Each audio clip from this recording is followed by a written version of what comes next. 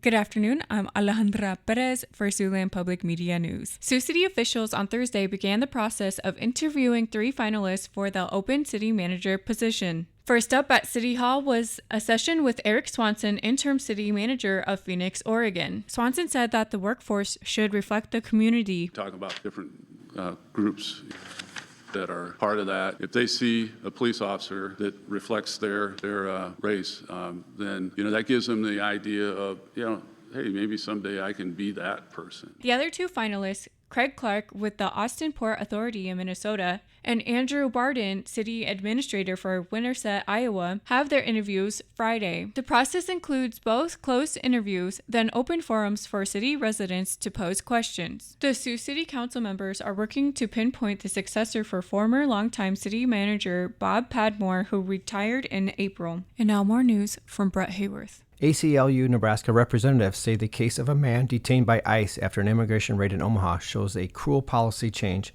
and raises due process questions.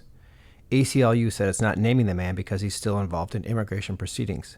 The Omaha man was among 70 workers detained in a June 10th raid at Glen Valley Foods. He was taken to Lincoln County Jail in North Platte. An Omaha immigration judge ruled he was not a flight or safety risk, and the man posted a $10,000 bond on July 10th. ACLU Executive Director Mindy Rush Chipman said ICE refused to release him for another 11 days before acknowledging an oversight and letting him go.